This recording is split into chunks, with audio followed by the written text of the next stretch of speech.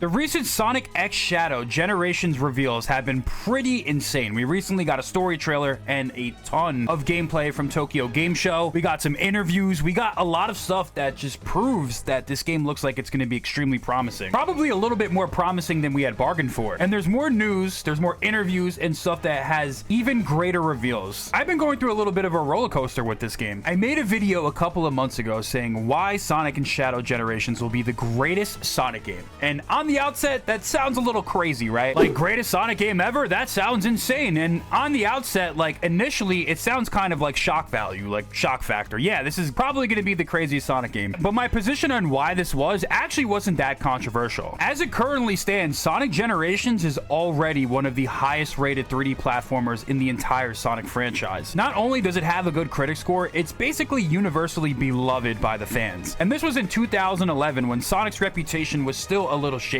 Let's fast forward to 2024. I think the public perception of this game has gotten even stronger over time. Now that it's been 13 years since Sonic Generations has come out, and we've seen kind of the next decade of Sonic, we got the blunder with Lost World, we got the blunder with Forces, Boom, and then kind of this little soft revival with Frontiers. A lot of fans rightfully praise this game as one of the best Sonic games ever. It has polish, great level design. This isn't necessarily a Generations review, but I feel like this sentiment from the fan base is going to carry over to game journalists, and I think they're going to be a lot more favorable to this game in 2024, knowing the reputation and reverence that the fans hold for this game. I feel like gaming journalists have been getting a lot of flack from Sonic fans over the years, so I feel like a lot of them are kind of like pressured to not totally on the current newest Sonic thing. Outlets like IGN, while they get a lot of bad flack from Sonic fans, I mean, look at Sonic Forces. They gave it a 7 out of 10. They're clearly trying to make up for the Sonic was never good thing back in 2012, and since then, the person on that video has even apologized for this. They clearly want to get back in the good graces of Sonic fans. So, long-winded tangent is over. Long story short, what I'm trying to say is I think Sonic Generations is already revered as one of the greatest Sonic games ever. Game journalists are definitely going to be more favorable to it, so this portion of Sonic and Shadow Generations, by default, is going to make Sonic and Shadow Generations probably the best Sonic game ever, assuming they don't do any Colors Ultimate botchery or anything like that. As long as the Generations portion of the game is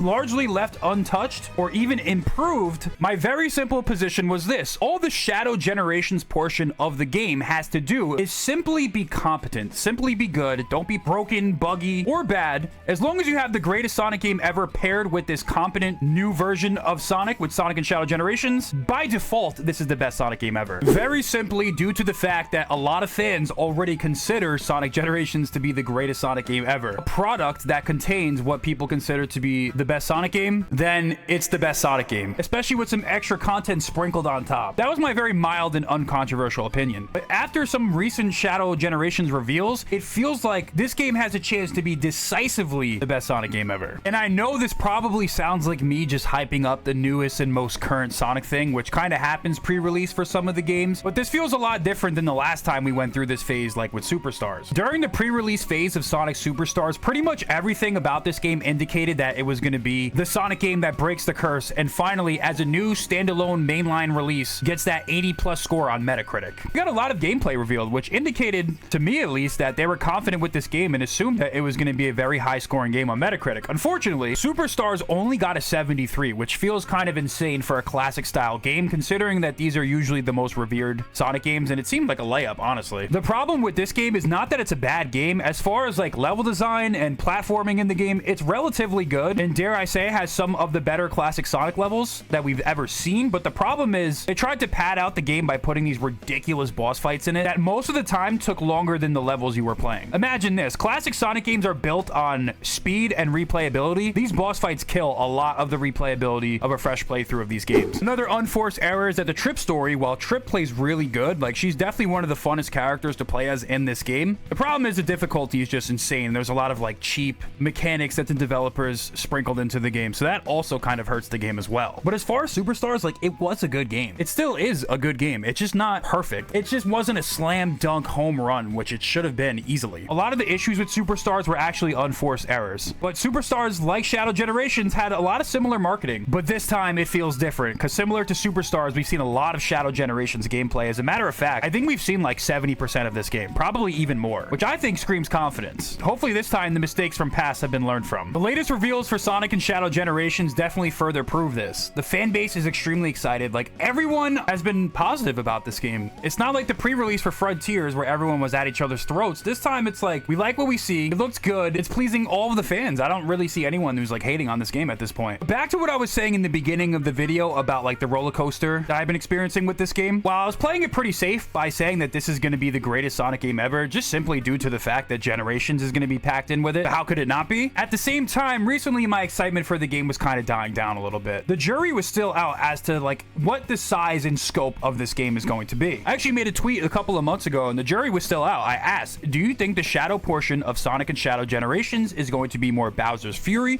or more Episode Shadow in terms of scope / length? And I think the comparison between Bowser's Fury is actually pretty accurate because Mario 3D World plus Bowser's Fury is basically the same as Sonic and Shadow Generations. It contains a beloved remaster of a 3D game in the series, coupled with a brand new, like, experimental mini mainline game. Takashi Iizuka came out and said Sonic and Shadow Generations' new campaign is going to have less volume than the original game. People were a little bit concerned about the length of it and, you know, how much content are we really going to get? Sonic Generations, by the way, is a game that you could beat in like 2 or 3 hours, so it's not really a long game. So if Shadow Generations is going to be shorter than that, you know, people were wondering, is this going to be like a 3 to 4 level campaign? Like, what's going on with it? How long is it going to be? Is it even going to be worth purchasing the game for that much money, considering we already own Sonic Generations? Go back to any of my reactions for the initial trailer and the initial news and hype cycle for this game. My #1 chief concern was this: is this game going to be worth $50? Are we getting enough content? The game looks good, it looks promising, but the thing is, are we getting enough for our money? That was always my #1 concern, which is why during the summer, after the initial like hype marketing cycle for the game, I was just sitting here like, my excitement was dying down a little bit. It's like, how excited am I to pay $50 to play like 3 or 4 levels in a Shadow campaign for like 1 hour's worth of gameplay? You know what I mean? But now a new article has come out and said that Shadow's campaign is about the same length as Sonic's in Sonic and Shadow Generations. Well, coupled in with all the reveals we got, this is very exciting news. Let's read the article real quick. This article says, in an interview with Famitsu, Sonic team Shun Nakamura has commented on the length of the game and says the all-new campaign is going to be about the same length as Generations, or maybe a little less. So like a little bit, you know, it's probably going to be like a 2-hour game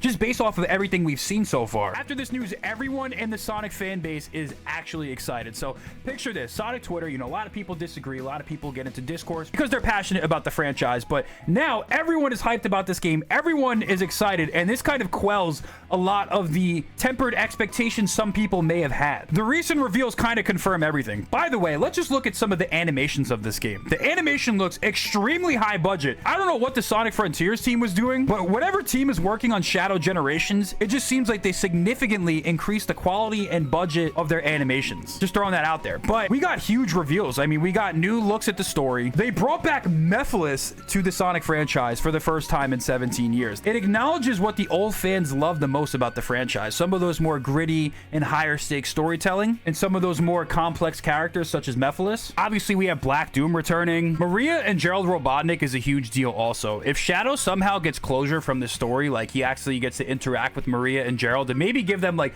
a true final goodbye, like this story could also be peak as well. Like, we're not even talking about the story. I'm really excited for the story of this game. We're getting a Sonic Movie 3 level with Movie Shadow voiced by Keanu Reeves. Like, that is actual peak. Was totally not expecting this. This is just bonus extra content that is extremely cool. In one of the recent trailers, it looks like it was revealed that we're going to get a rival battle against Sonic. When was the last time you could fight Sonic in a boss battle in a Sonic game? This was always one of my favorite parts of the adventure games, the character fights. A boss fight against Metal Overlord. It seems like everything that was cool about the Sonic franchise, they're just jam-packing into this campaign for Shadow. What it honestly feels like, it feels like we're not only getting a good, polished, and competent game, but we're also getting the fan service that we want. I know some people don't love fan service, but like, I'm a sucker for that stuff. The fan service is definitely there. Last but not least, we got full-blown levels revealed from Sonic and Shadow Generations. We got to see Kingdom Valley as seen right here. And when you look at the level design here, it looks really solid, actually. It looks like the higher skilled players are going to be able to finish the levels faster by finding different shortcuts and skips. It looks like